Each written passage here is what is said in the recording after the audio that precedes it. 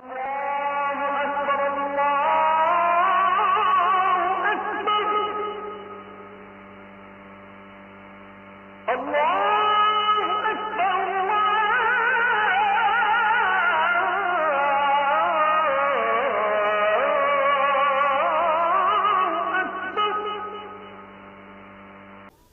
করে সবার কাছে অনুরোধ, প্রত্যেকে হাতে ধরা মোবাইলগুলো বন্ধ করে ফেলেন। হাতে মোবাইল ধরে রেখে ভিডিও বা রেকর্ড করবেন না, আমি নিষেধ করলাম। এতে আপনার ভালো হবে। মূলত আসলে নিজের জন্য কিছু শোনা উচিত, যেন সরাসরি আমার দিলেই ঢোকে। মাঝখানে এই মোবাইল এটা ধরে রাখলে দিলে ঢোকে না, দিলে জমে না। মনে করেন প্রতিনিয়ত মাহফিল হয়, একজনের পর একজন বক্তা ওঠে নামে, একজন আসে আরেকজন যায়। আসলে এটা তো মূল বিষয় না। মূল বিষয় হলো আমি কিছু গ্রহণ করলাম কিনা। কোরআনুল কারীমের মধ্যে আছে, আল্লাহ তাআলা বলছেন, আমি আল্লাহ তাআলা আমার সুস্পষ্ট আয়াত আমি নাজিল করেছি কোরআনের মাধ্যমে। কেন? তো আল্লাহ তাআলা নিজে বলছেন, লাআল্লাকুম তাযাক্কারুন। আল্লাহ তাআলা বলছেন, কেন আমি কোরআন নাজিল করলাম? যেন তোমরা উপদেশ গ্রহণ করতে পারো। কোরআনুল কারীমে আছে, আল্লাহ তাআলা বলছেন, ইয়াইযুকুম লাআল্লাকুম তাযাক্কারুন। আমি আল্লাহ তাআলা এই কোরআনের মধ্যে তোমাদেরকে ওয়াজ করছি। কেন? লাআল্লাকুম তাযাক্কারুন, যেন তোমরা উপদেশ গ্রহণ করতে পারো। একই বক্তব্য আল্লাহ তাআলা কোরআনুল কারীমে বলছেন মূসা নবীকে, যে সর্বনিকৃষ্ট কাফের ফেরাউন, তুমি তার কাছে যাও, গিয়ে তাকে কালেমার দাওয়াত দাও, আল্লাহর দিকে দাওয়াত দাও। কেন? আল্লাহ বলছেন, ওকেও বলো আল্লাহর কথা, লাআল্লাহু ইয়াতাযাক্কারু আও ইয়াখশা, হয়তো সে উপদেশ গ্রহণ করবে অথবা আল্লাহকে ভয় করবে। তাহলে দেখেন, এক ফেরাউনের কাছেও আল্লাহর কথা বলার, শোনানোর মাকসাদ উপদেশ গ্রহণ অথবা আল্লাহকে ভয় করা। তাহলে আমরা মুসলমানের কাছে ওয়াজের মাকসাদ কি হবে? তাই উপদেশ গ্রহণ, আল্লাহর ভয়, আখিরাতের ফিকির। তাহলে ন্যূনতম যদি কোনো মানসিকতা না চেঞ্জ হয়, হৃদয়ের মধ্যে যদি কোনো টানা পড়া অনুভূতি, বিবেকের যদি কোনো অনুভূতি না আসে, এর চাইতে ঘুমাই থাকলেই ভালো ছিল। এখন তো স্বাভাবিকভাবে ঘুমের টাইম, রাত্র যত ঘুমের টাইম, রাত্র মানে ঘুমের জন্য। তো সেই ঘুমকে কোরবানি করে যদি কেউ বসলেন, অবশ্যই এটা ভাবা উচিত যে আমি কিছু গ্রহণ করলাম কি। আমি এটা প্রত্যেক দিন বলি, এটা মূল মাকসাদ। এই প্রদর্শন, লৌকিকতা, হুঙ্কার, ঝংকার, সুর, টান, এগুলো তেমন কিছু না। কারো সুরেও কিছু আয়ে যায় না, কারো সুর না থাকলেও কিছু আয়ে যায়, এটা কেমন কিছু না। মূল বিবেচ্য বিষয় হলো আমি কিছু গ্রহণ করলাম কিনা।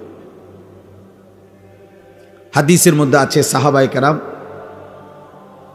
বর্ণনা করেছেন, নবীজি সাল্লাল্লাহু আলাইহি সাল্লামের সামনে যখন আমরা ওয়াজ শুনতাম, তিনি যখন আমাদেরকে ওয়াজ করতেন, জারাফাত মিনহাল উয়ুন ওয়া ওয়াজিলাত মিনহাল কুলুব, আমাদের চোখ থেকে অঝরে পানি ঝরত আর আমাদের অন্তরগুলো আল্লাহর ভয়ে কাঁপতে শুরু করত। তাইলে ওয়াজের পরে প্রতিক্রিয়া কি হতো? সাহাবী বলছে, চোখ ভিজে যেত, অন্তর কি আল্লাহর ভয়ে কাঁপত। সাহাবী বর্ণনা করছেন, আব্দুল্লাহ ইবনে ওমর রাদিয়াল্লাহু তাআলা আনহুমা, নবীজির সামনে আমরা যখন ওয়াজ শুনতাম, এতটা মনোযোগী হতাম, এতটাই স্থির থাকতাম যে মনে হইতো যেন আমাদের মাথা শরীর থেকে আলাদা করে রেখে দিছে। মানে মাথা থাকলে না নড়তে চড়তো, মাথায় নাই, এত স্থির থাকতাম আমরা। হযরত বারা ইবনে আযিব রাদিয়াল্লাহু তাআলা আনহু বর্ণনা করেন, নবীজির সামনে আমরা যখন বসে ওয়াজ শুনতাম, কাআন্না আলা রুউসিনা তাইর, মনে হতো যেন আমাদের মাথায় আইসা পাখি বসছে। মানে আমরা তো নড়াচড়া করতাম না, যার ফলে স্থির বসে থাকার কারণে মনে হতো যেন আমাদের মাথায় কাঁধে পাখি বসছে এসে। এই ছিল সাহাবাই কেরামের ওয়াজ শোনার সিস্টেম, পদ্ধতি, সুন্নাত, তরিকা। এই জন্য বাফ এটা জরুরি। প্রতিনিয়ত আলহামদুলিল্লাহ বয়ান হয়, বছরে 52 সপ্তাহ, এই 52টা জুমা হয় এক বছরে। 52টা জুমায় জুমার ইমাম সাহেব কিছু না কিছু বয়ান করে, 40 মিনিট 45 মিনিট, গড়ে 40-45 মিনিট বয়ান করেই। তিনিও আল্লাহর কথাই শতভাগ বলেন, কোরআন সুন্নাহর কথাই বলেন। পরিচিত হোক বা না হোক, সবাই সারা পৃথিবী চিনতে হবে এটা জরুরি না। পরিচিতির ভিত্তিতে সফলতা না, আল্লাহ গ্রহণ করার ভিত্তিতে সফলতা।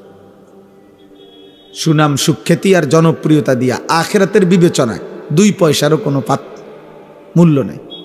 কারো কোনো জনপ্রিয়তা দিয়ে আখিরাতের কোনো ভ্যালু নেই, আখিরাতে কোনো মূল্যায়ন নেই। এগুলো দুনিয়াবি বিষয়। দুনিয়া যাদের ক্ষমতা দরকার, কর্তৃত্ব দরকার, পদবি দরকার, ওনাদের জন্য হলো সুনাম সুখ্যাতি, শোহরত, জনপ্রিয়তা ওনাদের দরকার। আখিরাতের এমন হাজারো আউলিয়া, লক্ষ আউলিয়া, সাহাবা এই পৃথিবীতে বিদায় নিছেন, যাদের নাম পৃথিবীর কেউ জানেন, কেউ জানেন। পুরা পৃথিবীর ইসলামী ইতিহাসের সমস্ত কিতাব একত্র করিলেও 2-4-5 হাজার সাহাবীর নাম একসাথ করা যাবে না। অথচ বিদায় হজ্জে আরাফাতের ময়দানে নবীজির সামনে ছিল 1.25 লক্ষ সাহাবী। তো সেই সাহাবীদের নাম কই? কোরআনুল কারীমের মধ্যে 25 জন মাত্র নবী এবং রাসূলের নাম। অথচ একাধিক বর্ণনার মধ্যে একটি বর্ণনা এটা যে 1,24,000 নবী বা রাসূল ছিলেন। তো যদি 1,24,000 হয়, তো বাকিদের নাম কই? তো পৃথিবী ওনাদের নামও জানে না। এজন্য আখিরাতের জন্য সুখ্যাতি, পরিচিত হওয়া জরুরি না। এমন হাজারো আউলিয়া, হাজারো আল্লাহর প্রিয় বান্দা পৃথিবীর আড়ালে, লোকচক্ষুর অন্তরালে কোনো নাম যশ ছাড়াই পৃথিবী থেকে বিদায় নিছেন। হাসরের ময়দানে দেখবেন বাদশাহ। আপনি মনে করছেন এবার রিস্কার ড্রাইভার, আপনি মনে করছেন এবার আঙ্গাল কাঙ্গাল, কিন্তু হাসরের ময়দানে দেখবেন সেই বাদশাহ।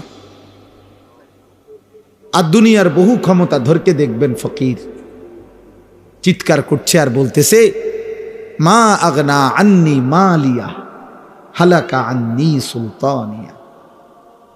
আল্লাহ কোরআনে বলছে, নাফরমান চিৎকার করবে আর বলবে, হায় আমার মাল তো আমার কোনো উপকারে আসলো না। হালাকা আন্নি সুলতানিয়া, আমার বাদশাহী, কর্তৃত্ব, ক্ষমতা আমাকে তো শেষ করে দিল, ধ্বংস করে দিল। আজ আমার আমল নামা বাম হাতে দিল, আহা আমি এখন কি করব? এই জন্য দোস্ত, বাবা, ভাই, বন্ধু, সবার এটা বোঝা উচিত। ওয়াজ মাহফিলের মূল মাকসাদ আখিরাতের ফিকির, আত-তারগীব ওয়াত তারহিব। অনেক সময় আপনারা ওয়াজের মধ্যে প্রত্যাশা করেন যে সব কিছু বলতে হবে, না, সব কিছু বলা জরুরি না। প্রত্যেক বিষয়ের জন্য আলাদা মঞ্চ হওয়া এটা অযৌক্তিক না, বরং এটাই যৌক্তিক। ক্লাস 5-এ এসএসসির বই পড়ানো হয় না, ক্লাস 8-এ ইন্টারমিডিয়েটের বই পড়ানো হয় না, এটার জন্য আলাদা ক্লাস। অতএব চিকিৎসা বিজ্ঞানের বইতে অর্থনীতি পড়ানো হয় না, অর্থনীতির বইতে চিকিৎসা বিজ্ঞান পড়ানো হয় না, এটা আলাদা ক্লাস। অতএব ওয়াজ মাহফিলের একটা মূল মাকসাদ হলো আত-তারগীব ওয়াত তারহিব। অর্থ হইল জান্নাতের প্রেরণা, জাহান্নামের ভয়। আল্লাহর বান্দার কলিজার ভিতরে জান্নাতের আগ্রহ তৈরি করে দেওয়া, জাহান্নামের ভয় তৈরি করে দেওয়া। যদি এটা তৈরি হয়, এবার বাকি পদক্ষেপ তিনি নিন। জান্নাত কোনো এটা ফু না, যার ফুক না, মন্ত্র তাবিজ না। আমরা 230 টাকা দিয়ে একটা তাবিজ বেচে দিলাম, বা 1002 টাকা দিয়া একটা তাবিজ দিলাম, ফু দিয়া দিলাম, আপনি জান্নাতি যাইবেন গা? না না, আপনারা তো বাটফারি সিটারি, সেগুলোর কি হবে? আপনি প্রত্যেক কথা বলেন মিশা কথা, আমি আমাদের ফু দিলে কিলাম? আপনি 1 কেজি মালও দেন 2 নম্বরই, তাহলে আপনারা আমি ফু দিলে লাভ কি? অতএব প্রিয় বাবা ভাই, এটা বোঝা উচিত। ওয়াজ মাহফিলের মূল একটা উদ্দেশ্য আখিরাতের প্রেরণা তৈরি করা। আপনারা যে অনেক সময় বলেন হুজুররা ইশারা আর কোনো কথা জানে না, অবশ্যই জানে, অবশ্যই জানে। আপনি যখন যে বিষয় প্রয়োজন, ওর জন্য আলাদা শিরোনাম তৈরি করেন, আলাদা ব্যবস্থাপনা তৈরি করেন, আলাদা ইন্তজাম করেন। তো দেখেন, আপনি পদার্থ বুঝানোর জন্য, অর্থনীতি বুঝাবার জন্য, দুনিয়ার সকল বিষয় বুঝাবার জন্য উপযুক্ত আলেম আছে কিনা আমি চ্যালেঞ্জ করলাম, আমি দেব, আমি ইনশাআল্লাহ, আমি আনিসুর রহমান দেব। আপনাদের কোন বিষয়ে হুজুর দরকার, কি বুঝতে চান আপনি, এই বাংলাদেশ থেকে দেবো আমি। এবং অসংখ্য নীরবে নিভৃত আমাদের লোকচক্ষুর পর্দার আড়ালে এমন অনেক আলেম আছে, পৃথিবী হয়তো জানে না। বক্তা তো 2-4 জনের নামিয়া, সব মিলাইয়া বক্তা হইতো না 100 জন। সারা বাংলাদেশে আলেম 100 জন, কথা বলেন 100 জন আলেম। তো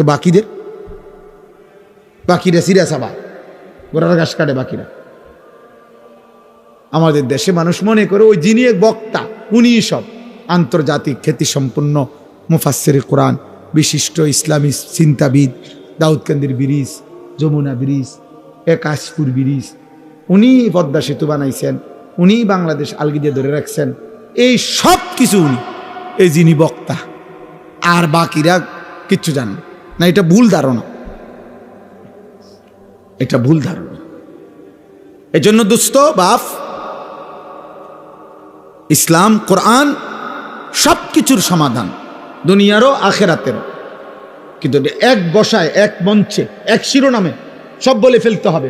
আজকের ওয়াজ ও দোয়ার মাহফিলে পুরা 23 বছরের ইসলাম আপনাকে বলে যাইতে হবে, এটা জরুরি না। তাহলে নবীজি সাল্লাল্লাহু আলাইহি সাল্লাম 23 বছর লাগাইলেন কেন? কোরআন 23 বছর নাজিল হইল কেন বলেন? 23 বছর কি মামুলি কথা? আমি আপনাদের কাছে অনুরোধ করছি, এটা বুঝতে শিখেন, নিজের জন্য কিছু গ্রহণ করবেন।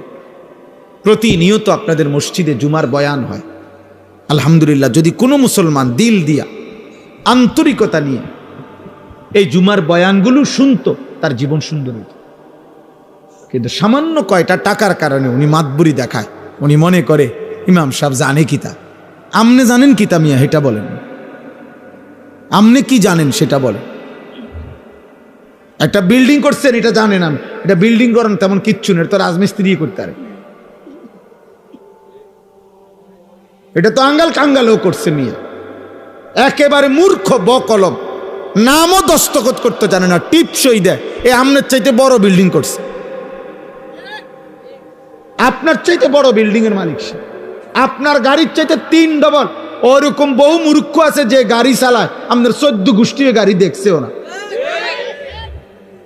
এই মূর্খ আপনি চোখেও, বা আপনি আরো ওর সমান গাড়ি কিনতে, 1.5 কোটি টাকা দামের গাড়ি কিনতে আপনি আরো 200 বছর চাকরি করেন লাগবে। আপনি যদি বলেন তাইলে এগুলাতে সম্মান না, তো সম্মান কিসে? শিক্ষায়। শিক্ষাটা কি? যে শিক্ষা মালিক চেনে না, হালাল হারাম চেনে না, পাক নাফাক চেনে না, পবিত্রতা চেনে না, তো এটার শিক্ষা কি? তাহলে এটারও তো কোনো ক্লাব হইল না। আর দুনিয়াও তো আপনি মূর্খের সমানও পাইলেন না, তার তো এটা পুরা ধরা না। আপনি তো একেবারে ধরা না খাইলেন। আপনি যদি বলেন আমি আল্লাহ ছেড়ে দিছি, কোরআন ছেড়ে দিছি, সুন্নাত ছেড়ে দিছি, অন্য কিছু শিখছি দুনিয়া অর্জনের জন্য, তো দুনিয়া তো মূর্খ আমনেতে বেশি পাইছে।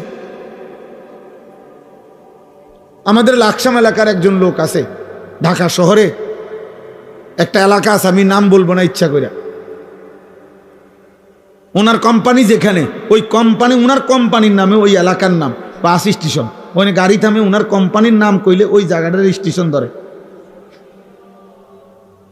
আমগো এলাকার মানুষ ঢাকা শহরে একটা পূর্ণাঙ্গ মডেল টাউনের মালিক, হাজার হাজার কোটি কোটি টাকার মালিক, হাজার হাজার কোটি কোটি টাকা, একদম মূর্খ বকলম, আঙ্গুল দিয়ে দৈরে টিপসই দেয়, মানে উনি নিজে টিপসই দিতে পারেন, আরেকজনের দৈরে দিলে যে স্যার এনে এনে এনে যাতা দেয়। সে কোত্থেকে আনলো এই টাকা? আমাদের আমগো এলাকায় কয়, ওই পাকিস্তান আমলে যে সময় মুক্তিযুদ্ধের সময় তারা বাইকে গেছে না, পাকিস্তানি সৈন্য, কয় তারা এই মানে টাকার ট্রাক পাইছে বলে, এরা বলে পাইছে। বিশ্বাস করেন, মানে আমগো এলাকার আমি এটা প্রসিদ্ধ কথা আর কি, যে তারা বলে পাকিস্তানিরা বলে টাকে টাকে টাকা থুইয়া গেছে তার কাছে। মানে এত টাকা, মানুষ অবাক যে কিরে মূর্খ মানুষ এত টাকা পাইল কোত্থেকে? মালিকের ইচ্ছা। এটা কার ইচ্ছা বলেন? দয়া করে। অতএব